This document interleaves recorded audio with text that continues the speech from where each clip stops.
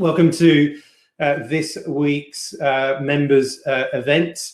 We've got a great guest for you today, and somebody that has spoken at quite a few SaaS in-person conferences, and I think like virtual as well last year. Bridget will let me know.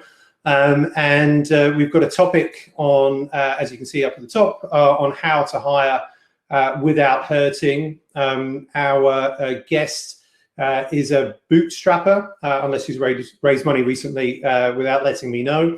Runs a great company and a great tool which helps you schedule meetings. You've probably heard of it, hopefully. It's called You Can Book Me. Yeah, I'd love to welcome Bridget to the stage for this conversation. Welcome, Bridget. Hi, Alex. Hi, everybody. Good to have you here. Whereabouts are you? We're in Bedford, north of London, in the UK.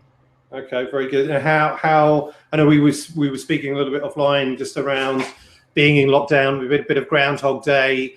How has COVID, perhaps impacted sort of you and perhaps the business before we get into the topic that we're discussing today? Well, the first impact on us, of course, was last year, when we had a sort of a dual track of people coming to the tool who were looking to use, as you said, it's a productivity tool, scheduling tool, people who need to use something like that to organize remote appointments. So we had a whole flood of people coming in to use our tool, but also we could see at firsthand the impact on a lot of businesses who were using appointment scheduling to organize on-premise, on-site services, and they all essentially saw overnight a huge drop in business. So the first thing that we had to do really was get to work to support them, find out what they needed in terms of pausing their subscriptions with us. And we also introduced some plans to subsidize the tool for free for schools who needed us. And we gave some of the key integrations that people need for scheduling, like Zoom. We gave that away for free for the whole of last year. So we did a lot. That it was a quite good focus for us. It was almost like quite a good sort of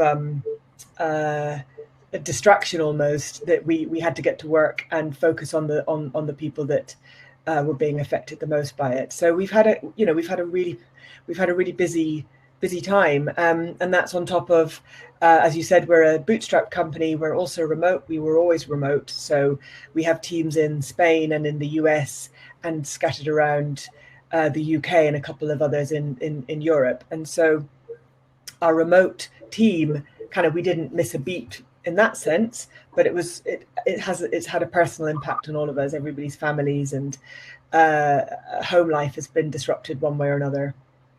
Well, I appreciate you taking out taking some time to come and speak with us and our members that are here live, but also for the SaaS Revolution podcast audience. And as I said, this is a session where you're going to be speaking a bit about the topic, how to hire without hurting.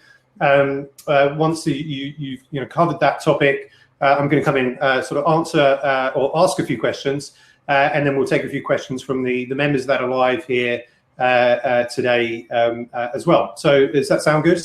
Yeah, absolutely. I'll leave you to it, and then I will rejoin in around sort of 10 minutes or so when you're up.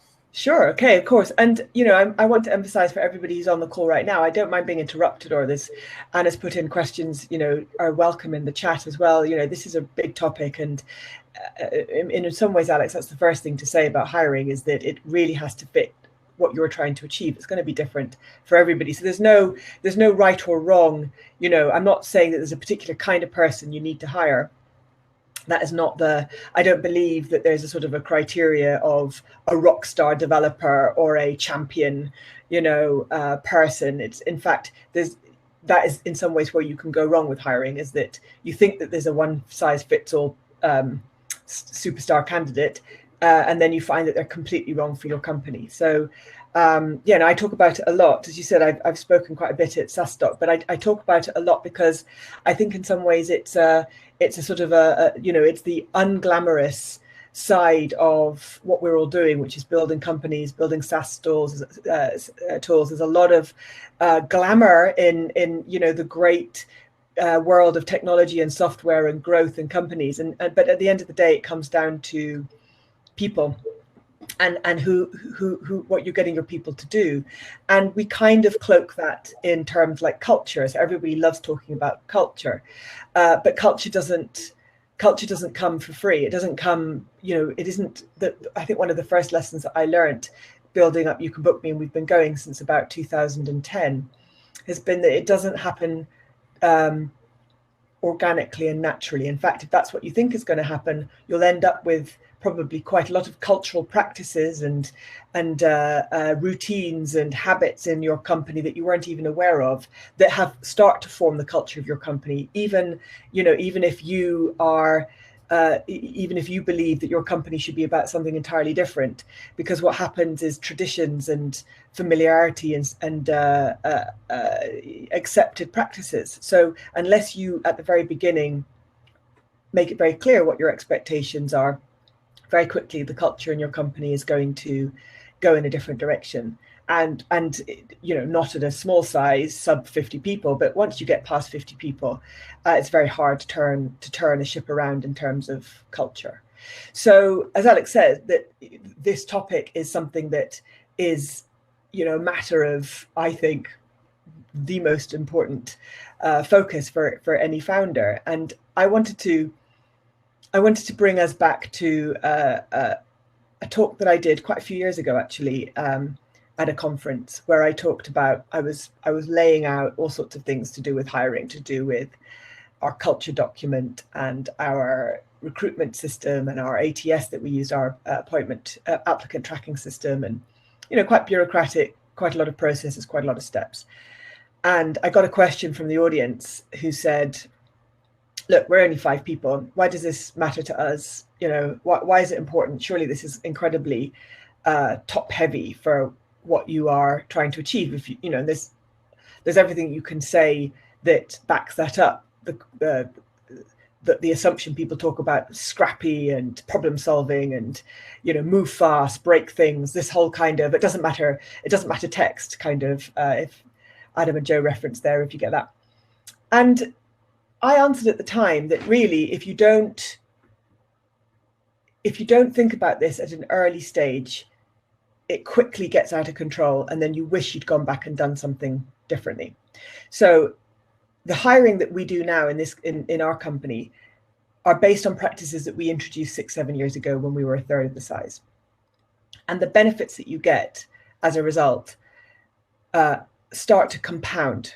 So it's like having a compound foundational growth power, sort of superpower in your company if you hire with the right overarching principles.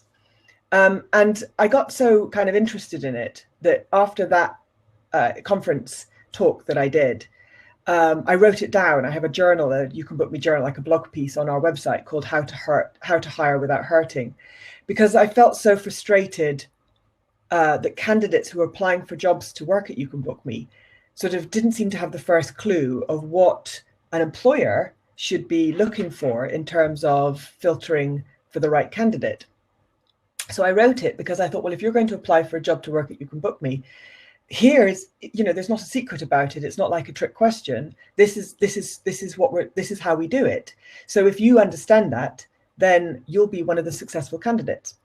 And so, for example, one of the criteria that we have in You Can Book Me is we look for people who are prepared, who are thorough, who read everything, who do exactly what you ask them to do.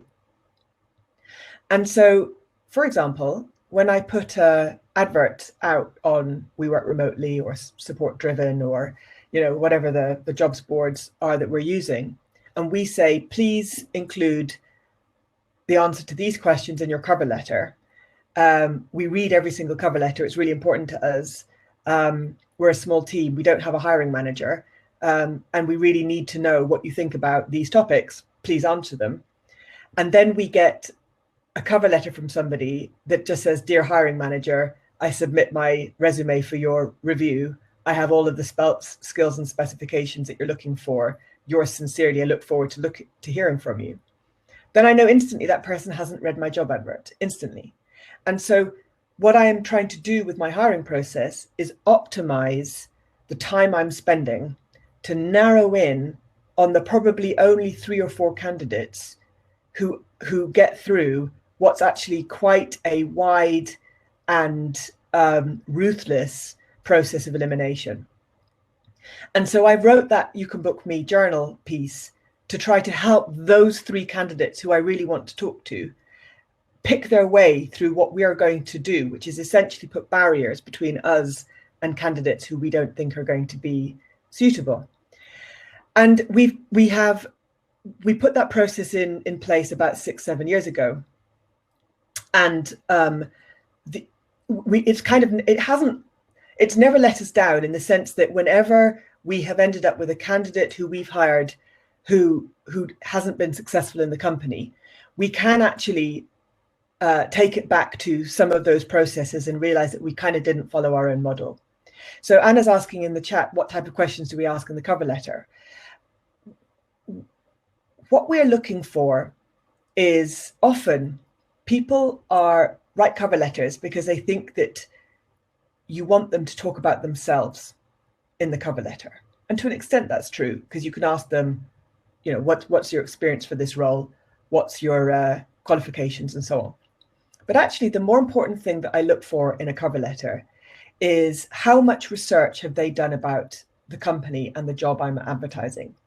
So, and people have gone to some really impressive lengths. I'm not saying that this would be the winner for every job that you can get. People have done this and they haven't been successful. But some of the people who work for us now have gone as far as doing a version of You Can Book Me, with our own front end design to with a sort of tongue in cheek, you can hire me kind of design. But also people have, they've said, even as simple as Dear Bridget or Dear Anna, or whoever is the lead hiring person, they have shown that they have purposefully picked out our company, our job advert, and they want to work for us.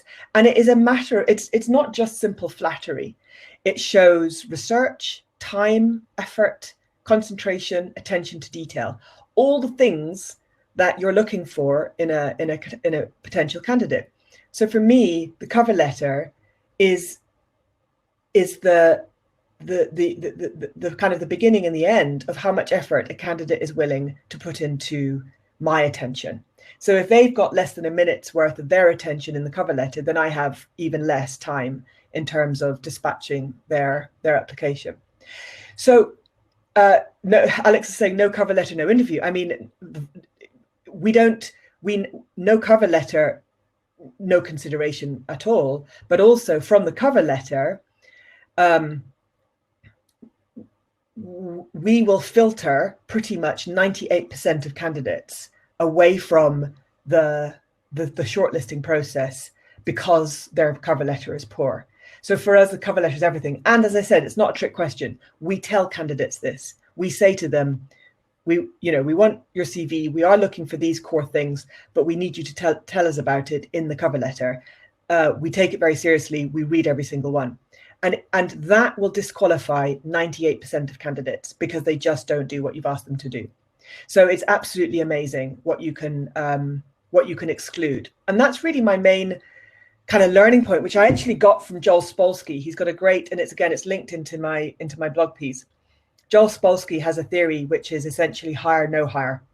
When you're hiring, you're doing a process of elimination. What you're doing is you're trying to get to know, because his argument is that the cost to a company of hiring the wrong person is so much greater. It's an order worse than the cost of missing out on a great candidate. And that's what happens often, is that you look at 5 candidates and you 5 CVs and 5 cover letters and you pore over them and you start to think, oh, but they could be really good, or but they've had that experience. And you start worrying what happens if the fear of missing out essentially starts to overcome you. But instead, what you what you're missing is that disqualification is much easier, and you don't do it all in one. What I tend to do, and if we've advertised widely, we might get, sometimes we've got close to 1,000 applications for certain positions. So you have to be ruthless. There's no way you're going to hire 1,000 people unless you're obviously some huge mega unicorn. So, for us, we're only ever usually hiring in batches of 2 or 3 or at maximum. So as a result, what we want to look for is how quickly can I get it down to, if it's, a ratio of maybe 2 or 3 candidates per open position. And there's lots of other things that we do to help us get to the right candidate, but it's always based on a process of elimination.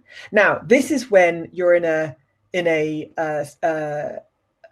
process which is openly opening up your role to as many candidates as possible. But it's an entirely different kind of process if you're headhunting or you are hiring somebody on the recommendation. And as we've got older, as we've got more experienced, I can see there's other perfectly legitimate routes into your organization to hire people. But again, process of elimination, I would say there are flags to that process. There are risks, and you need to know what those risks are. So the risks are bias. It's an obvious one. So in an open application process, we can take pretty good steps to protect ourselves from unconscious bias. So we can anonymize CVs, we can anonymize shortlisting, we can anonymize, once they get past the cover letter CV stage, we then send out more, tasks to complete, essentially. We can anonymize that. So we can do quite a lot of neutral and objective comparisons in terms of applicants. And that has definitely surfaced for us unexpected candidates who I don't believe would have got through processes that were more geared in terms of the traditional way of doing it. So for us, we've had very, very positive experiences of anonymized shortlisting. But the other, and it's not just that, you have to obviously do a lot in terms of your funnel as well in the first place. But that goes out the window if you're hiring somebody's mate, or if you're hiring your own mate, or if you're headhunting. So in a way, you have to then reverse what you're trying to do and look very, very specifically at why there would be a good reason to be biased, to say this person is absolutely qualified for the job, and if not this person, then who? So you have to have a very conscious and overt effort and knowledge about what you're trying to achieve in order to have a good process. And for that, I would say, and again, I think Joel Spolsky said this, all sorts of people, fantastic luminaries of software companies and enterprise and corporate world, will say that as CEO or founder or as managing director or whatever you call yourself, it is the boss's job to work out how you're going to hire people, how are you going to expand your team. I wouldn't leave it to the idea that it's a recruitment agency or a hiring manager or HR or somebody else's job, because I think that as you get better at it, as you hire more people, you do get better at it. But your team, what's amazing to me now is that our team of 18 people know so much more about the culture of You Can Book Me and who is going to be a real success inside the team than I could have articulated 6 years ago. And it's because of a constant reinforcement of the kind of values and criteria that we look for. I better pause there, Alex, if you want to come in and ask questions, and we can. Yeah, no, good stuff. So fascinating sort of listening to that, and definitely got a few questions already from my side. So where to start? So I think you mentioned a bit of the process, and we talked, or you talked about right at the beginning, having the cover letter, and let's say then you have these great candidates that have really kind of gone all out, and I love that You Can Hire Me example. Those are exactly the type of people that you do want to be interviewing.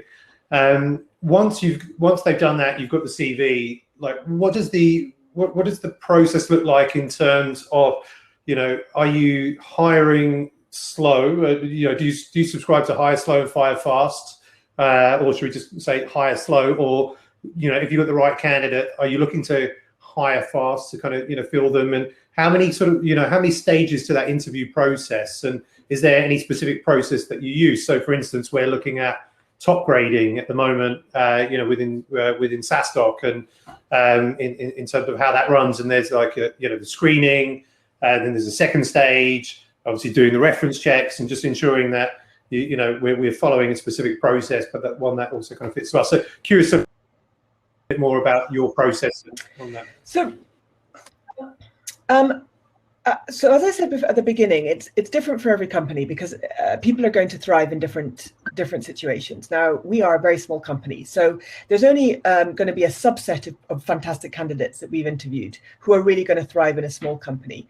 And so you are, and sometimes, sadly, you can do all of your great efforts, you can go through all your stages, and I can tell you a bit more about what we do in a second, but you still end up with a candidate, and this has happened to us a couple of times, where we've ended up hiring somebody who is absolutely at face value a great candidate, but then after a couple of years you just realize they're not the right fit.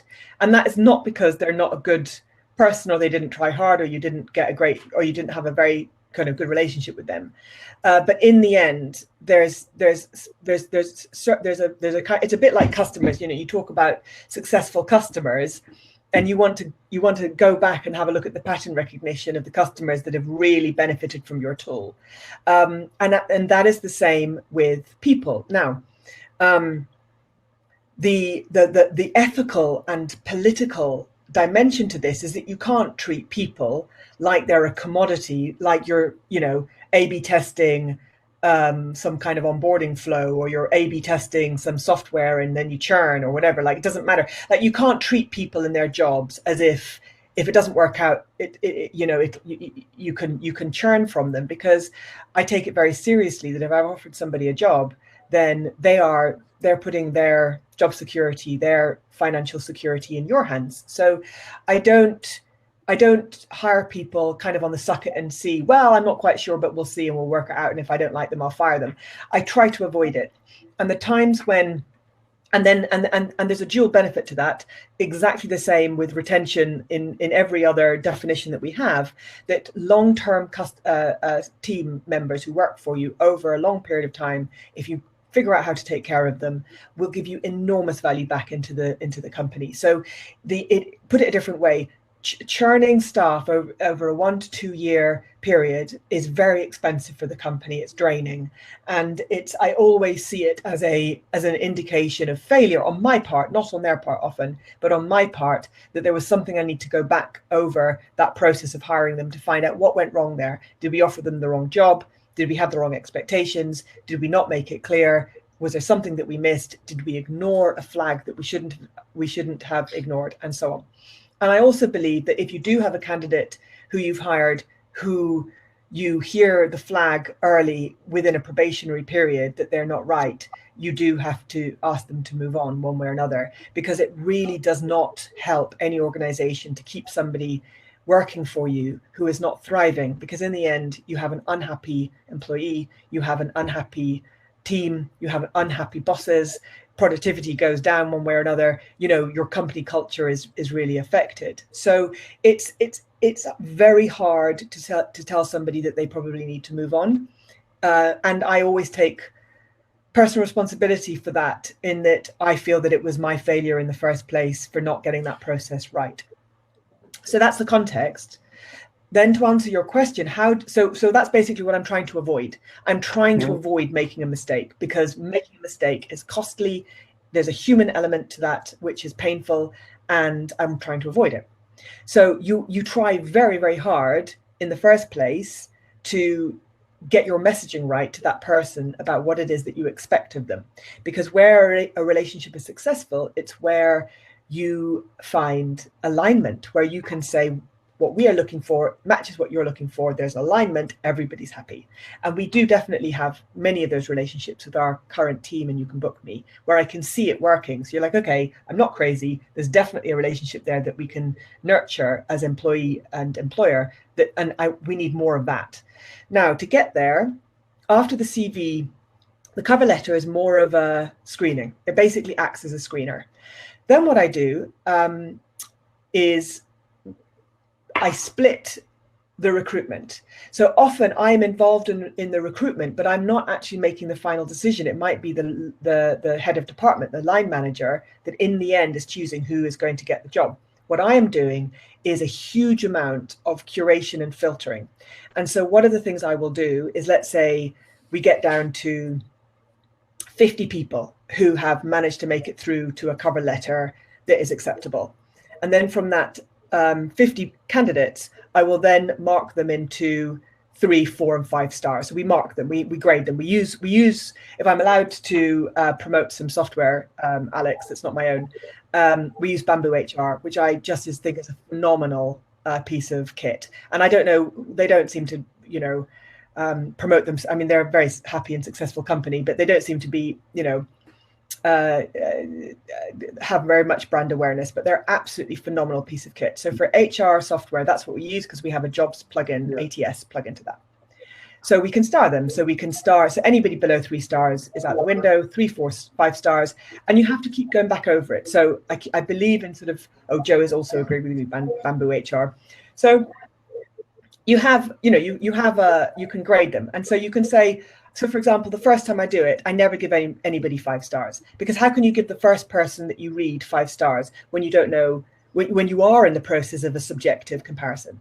Then you go back in and you say, right, here are my 4 stars, here are my 5 stars. And what I'm looking for is essentially between 10 and 15 5-star candidates. And that means they are qualified to do the job. We like their cover letter. They've shown a very strong interest in working for You Can Book Me. They seem to know what they're doing, and they haven't made any major errors in their application. Get it down to about 15 maximum applicants. Then what I do is very specific. You'll be worried that you asked me, because it's very specific. I send them all a link. It used to be Typeform, but now actually we moved just Google Forms. Send them a Typeform. Now, don't forget, our objective here is to eliminate people, which sounds awful, but that's basically the objective. So you send them a form and you ask them for all the other details that you need in terms of their background, or, there's a whole lot of other sort of functional, transactional stuff we ask, but we also ask them a series of questions about the job. We ask them to assess their own skills. So if it's technical or if customer success, a question would be on a scale of 1 to 10, how would you rate your CSS skills or something? So you partly to give us material for things to talk about in the interview, but also it's very interesting to see how people assess themselves. Really good questions. What would you be expecting to learn in this job? Really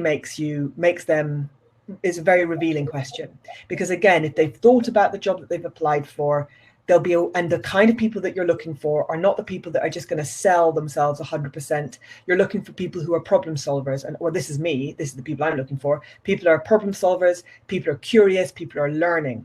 So if they think, I really want to work for You Can Book Me because I've never worked in a SaaS tool before, I've only ever done something else. That, I want to know that often I'll look for people who've created a You Can Book Me account. They've seen the tool and they go, I've never worked on something that does it like this. And I think I'll learn a lot from that. So people who are learners will answer that question really well. Other questions I like asking are things like, tell us about a time when you had a problem. Because again, are they going to break that problem down into its constituent parts and show us which part of it that they learnt something from, where they made a mistake. I know that you talked about it recently, Alex, about admitting mistakes that you've made. Like, it's completely human, and it's not about the mistake, it's about the reflection and the problem solving and the sharing. It's not just saying, God, look at me, I'm an idiot. But people who don't recognize that won't see it, and they tend to blame other people. So you think, well, I don't want people to blame other people. I want people to understand that problems are about solving things and learning and moving on and progress. So you can answer all these questions. And then what I do, I will get from Google Forms a spreadsheet export, sheets export. And then I'm absolutely ruthless about this. And my team will attest, I'm absolutely ruthless. I first of all anonymize it. So I have, if you can imagine, I've got, let's say, 15 questions, 15 questions along the top, and I've got 15 answers going along horizontally. I take all the details away. I redact any reference to any jobs, any companies they've worked for. I redact anything that will give you a sense of who these people are. Because often with these 15 people, we might have people that we're aware of or that we know have applied. Also, through the process of CVs and cover letters, you inevitably get favorites. You're like, oh, I like that person. That person's going to be really good. And the bias starts coming in a positive form of bias as well as a negative form of bias. So I anonymize it all. At this point, I've probably done all of the filtering. It makes me sound like a control freak, but it doesn't actually take me very long. I've done all of the filtering on Bamboo. So my line manager, and it could be the technical engineer, it could be the design person, probably doesn't know a huge amount about the candidates.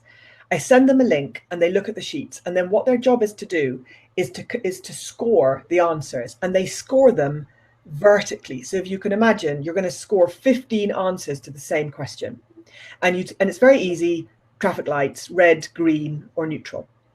Once you've scored a vertical line of answers, you then hide it in sheets and you resort the rows, which means that you don't have a confirmation bias. Oh, I like that answer, I'm going to like the next answer from that person. And you also are removing, obviously, any kind of build-up of kind of candidate awareness of who you're dealing with. Then by the end of it, you get to a point where you've hidden all the columns, if you imagine this. Then you can reveal all of it. And what you get is your positive, negative reaction to each candidate kind of in real time. Because then what you see is, God, that person's got half their answers are red. That person, half their answers are green. You know, that person's a bit of a mixture. And depending on how hard the scoring is, you can also weight it. So you can score these things. And we have done that as well. So we've said, well, for every green, you get a +1. For every red, you get a -1. And then you can net it out. And sometimes that will actually give you the natural top 6 of people who have scored, where you've weighted the answers that matter. So a green answer to something that's really important gets +2, whereas somebody who just says that, you know, they had a nice day yesterday and that happened to be green as well, but it's not an important thing, then that might not score as much. So then you end up with 6 people. Then so we've essentially used that system to eliminate potentially 10 interviews that we didn't want to do. Yeah. So you've asked these questions before you've even got them in front of you, right? So Now, next stage is the 20-minute filter, because there is nothing worse than a 1-hour interview that you've scheduled when you know in the first 5 minutes there's no way you're going to hire this person. And we have done it where we've had candidates that were all green, candidates that looked like our top candidate, and then we've interviewed them and we've just gone, no way. Why did they, they managed to do everything right on the written version, and then we started to talk to them and there's just something, really unexpectedly wrong about them. Like they've got cupboards behind them full of their washing tumbling out, or something about their judgment, about their professionalism or whatever. So there might be something which is like, oh God, that's just a non-starter. I don't think we can work with this person. So the last thing you want is an hour scheduled time. So what we do is we have 2 people who do 20-minute chats, and they're usually me and a colleague, and they're usually not the person who would be their boss. So we do those 20-minute chats to screen them, and that's when we do the same 5 questions for each candidate, and we score those as well. So you can start to build up, how are these candidates doing? Now, I've thought about this recently, and I think we might do this for the next roles that we hire for. I think I might turn that into a video submission, because it's now everybody's understood it. You can do it in Zoom, you can do it in Loom, you can do all sorts of ways of basically recording a presentation that you could just send us, and we could just look at links. I mean, I think there are some problems, there are some issues, but still what we're trying to do is get you to talk about your job or your roles or whatever else, and just get a sense of who you are. Then we will try to get that down to maybe 3, maximum possibly 4 candidates, depending on how many roles we've got. And then that's when the line manager will schedule a much longer call, because by that point, we should have got it down to elimination of any other candidate that we know we definitely wouldn't want to work with.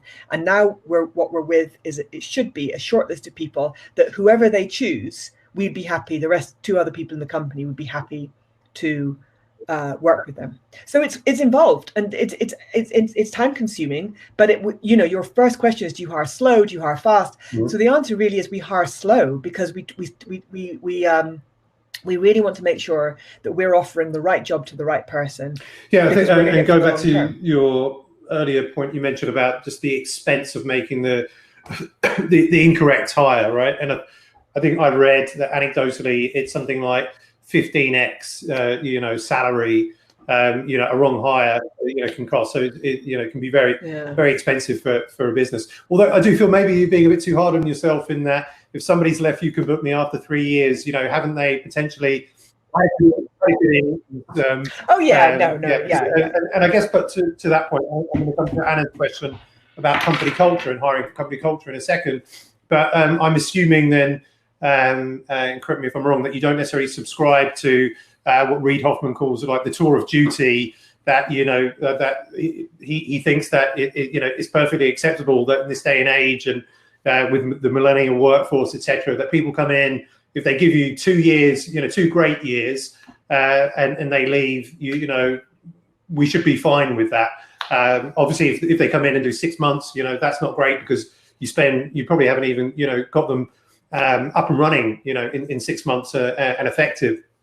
But if they've given you 2 years, perhaps that's all we can ask for. Yeah.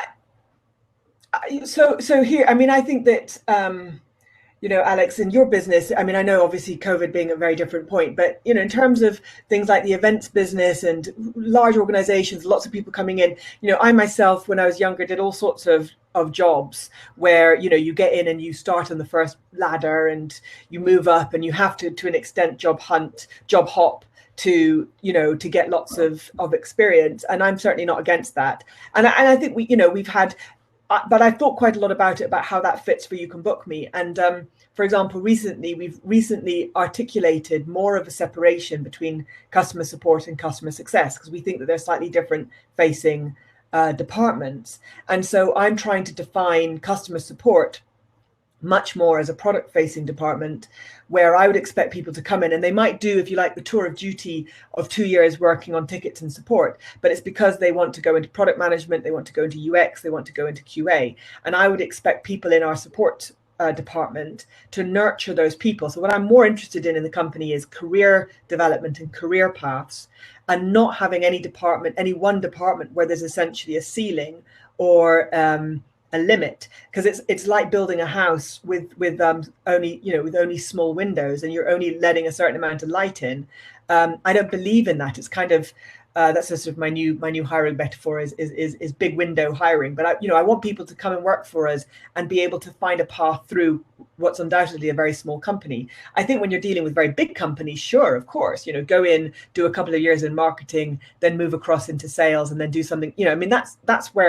That's where young people, that's their job, is to learn the ropes of an industry. But it just so happens that for my company, because we're remote, we have never prospered hiring juniors. And I know, and I don't like admitting it, because it makes me, I'm not kind of dismissing the huge value of, apprenticeships and mentoring and junior positions and graduates and so on. And happily, if I had an opportunity to hire those people, I would. But just in our personal experience, it's been very hard for us to form kind of the correct mentoring and support that you need for so-called junior positions. I've done it myself in previous jobs, where you have interns and you have all sorts of people coming in and you teach them the ropes, and that's how you learn in an industry.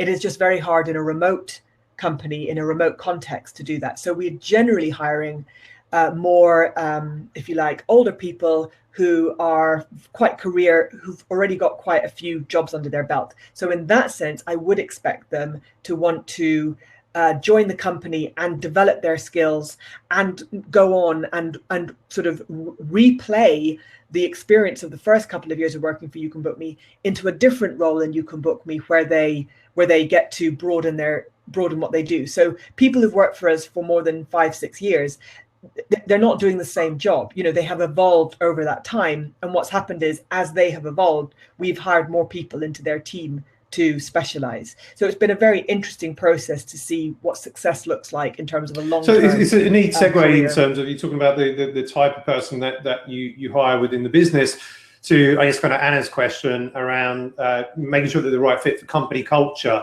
And how do you hire for company culture? How do you test that within the interview process? Is it simply, these are our values, and kind of ask them questions as to when was the last time that you demonstrated this particular value? Shed some light for us around. So, yeah, I mean, so it all comes down to self-awareness as a company. So we have a document called Who We Are. I mean, we call it Who We Are. So you can, and that document it's a PowerPoint, like a slides, Google Slides show that we've linked to on our website. And we've also got those values printed on our About Us page and our jobs page. So we have 6 core values. And we are essentially hiring to those values. We are saying, this is what adds up to our culture. This is what we are saying as a combination we are looking for. I mean, different strengths and experiences. And, or put it a different way, slightly more negatively, if we end up thinking that you're not a fit, it'll usually be because of one of these 6 reasons, because there's something about the way you have been and the way we have been and the way we have worked together where there's no alignment in these six reasons. And we wrote that document a long time ago, 6-7 years ago. And so when we ask questions in the interview process or in the survey that we do, or indeed even, as I said, the cover letter, we are always looking for those values. So we're looking for values of curiosity and optimism. We're looking for problem solvers. We're looking for people who are tolerant, who are respectful. We're not looking for people who, are competitive in the. I mean, I'm not criticizing it, but just to give you an example of what we're not. Like Amazon has a very strong culture of competition and high achieving, competitive sort of alpha people to stride around and be brilliant. And that's what they're presumably filtering for. But there's a cultural cost to that, because there's going to be a lot of people who are being promoted because of their ability to if you like, climb on top of the shoulders of others to get there. And there's a part of that which doesn't fit very nicely with the way we like to do things. We like to do things a lot more collaboratively, a lot more in terms of problem solving and sharing. So these are the kind of things that it's very hard to uncover in any kind of process until you finally met people and you've really, spent some time with people. But you can find, I actually mapped all of those values. I found all of the words that I thought were associated with those values, and then I constructed questions based around them. So, and then it's not just a question of what you're doing to hire that person. You then have to follow up. So you have to follow up in your probationary period. You have to follow up in your one-to-ones and in your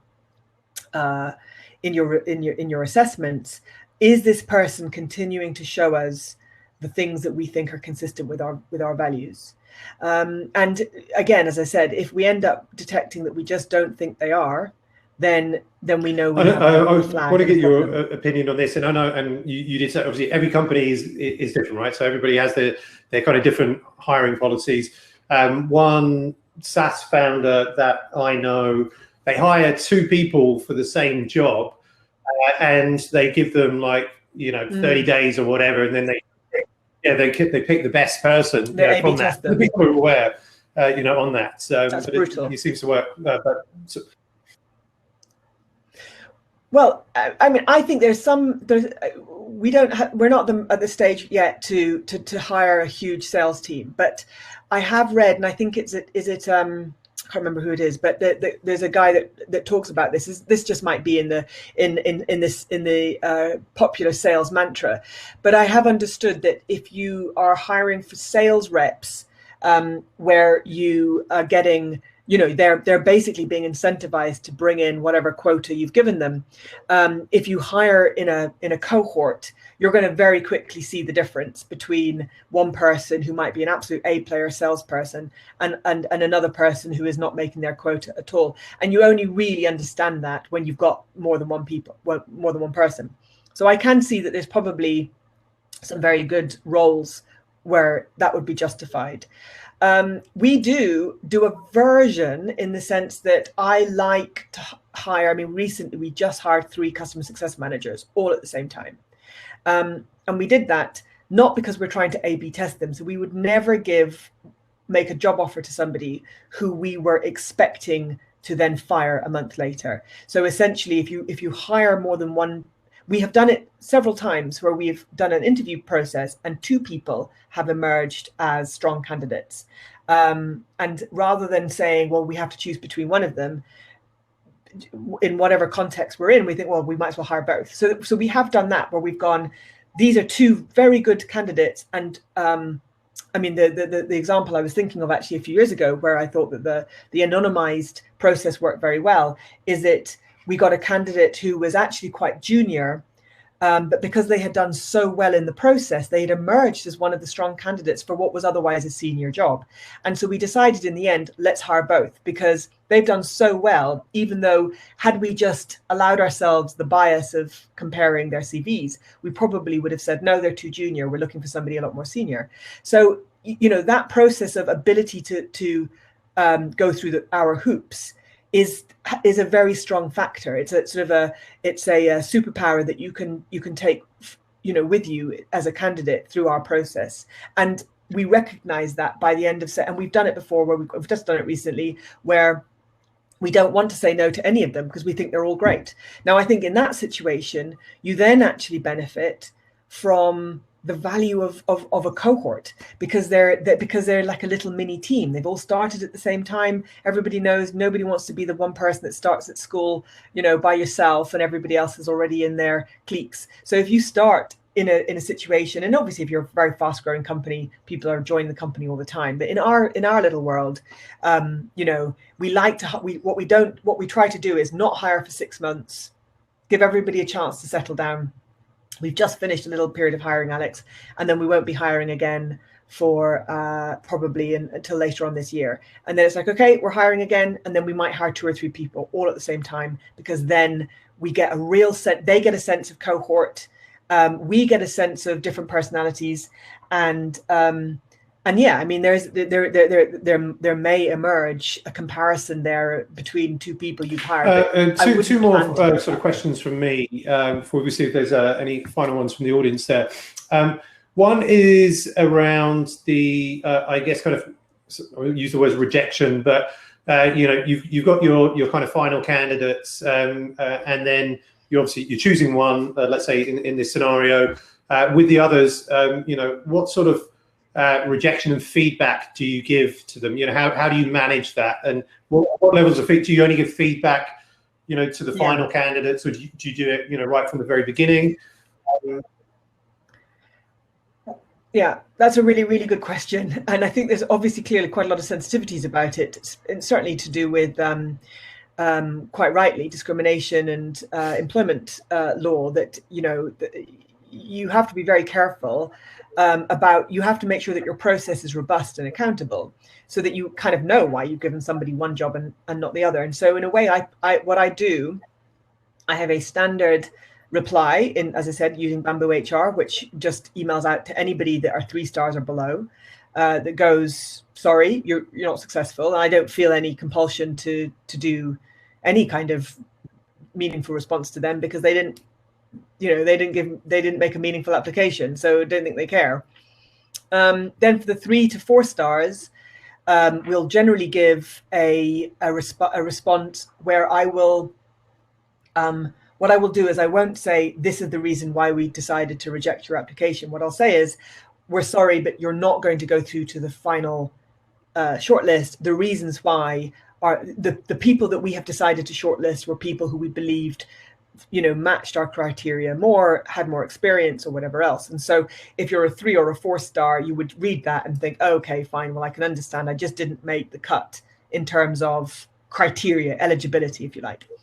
And then for 5 star, it's often the case that we will be rejecting people who are absolutely outstanding candidates one way or another, but not right for us for whatever reason. And there I will do probably a more detailed standard reply, because it's usually going to about 10 of them, where I'll be saying the people that the candidate that we chose, the candidates that we have chosen to shortlist, we did so because of, and again, it's the criteria. So you just describe to them who you decided to go for, as opposed to why you didn't choose them, and that way they can infer the difference. And then I do think once you got down to your 2 or 3 candidates who you've done quite a lot of work with, it is very hard to say no to any of them, because they're all by definition going to have done a lot of work to get to the stage that they get to. So I have done personalized replies where I've said, we felt that this was really good, but we did think that this was it could be sometimes to do with time zones. It could be sometimes to do with, in the end, scope of experience. And so we'll say the candidate that we decided just had the edge on this kind of experience compared to you, and we just think that this is going to be the more important thing we're looking for in the position. So I do think that you can, and because don't forget, you could be saying no to some candidate today that if you really like, they might apply again 6 months later. Actually, you don't want to burn your bridges with people for the wrong reasons, just because you pissed them off, because you insulted them at the end of a process. Because I respect the huge amount of time and effort really good candidates. What about, also leads quite nice into that, the other question around having like a virtual bench of potential candidates. So obviously, if you've got key positions and anybody leaves, are you kind of always recruiting and looking at kind of who's out there, and having this kind of virtual bench? Do you have time for that? Yeah, absolutely. I think that, as I said before, I think that a CEO or boss of a company needs to spend at least a third of their time thinking about how they're hiring and what's happening in their people, because their people resources, if you think about it, is the vast majority of the cost of the company is people. So, I mean, how could you spend hours worrying about what CRM you're going to use when that might cost you £10,000 a year versus £100,000 a year for a couple of hires? I mean, it's just the cost of people is just the biggest cost to any company. So you have to, if you're not prepared to spend a lot of time thinking and worrying about it, then you're going to be wasting a lot of money on the wrong hires by definition. So absolutely, we do nurture communities and networks of people who are in industry, customer support networks, engineering networks. The kind of places where you'll find us is partly to do with the fact that our website isn't just about you can book me customers, but if we are looking for a hire, they're going to be looking at our website. If you go onto the About Us page or the jobs page, I don't expect many possible you can book me users to be looking at those pages. Those pages are recruitment pages. The About Us page is for people who are thinking about working for us. And so it's really important that we send them the right message about who we are. Yeah, in terms of people on the bench, certainly there's been people I've met who I've gone, I would like them to work for us at some point, or, I've encouraged them to apply, or, as I said, you have this kind of discrete channel that you have to be quite careful of, because you don't want your favorites, your headhunted favorites, to kind of circumvent a process that actually can be very robust and fair. On the other hand, I haven't worked with them directly, but I think that some of my hires coming up we might go down the headhunted route, where we'll have recruiters with a very specific criteria, and we'll bring some candidates to us that we can then do some really in-depth interviews with, because we're looking for some senior people. And then one last thing I should add, Alex, which is kind of a slight what feels like a tangent, but I want to add it in because hiring has this, in a way, gold standard position inside any company. So LinkedIn, I'm sorry to gripe here, but we're not, the reason why we're not the #1 scheduling tool on G2 Crowd and Calendly is because G2 Crowd counts headcount on LinkedIn as evidence of market presence. So so your LinkedIn headcount, how many people are you? These start to become a vanity metric, that if you're really big and you've hired loads of people, it must be that you're very successful. I just don't see that as a useful metric for any kind of business success. All it means is that you have a massive payroll at the end of the day. And the question would be then, how are you paying for that payroll?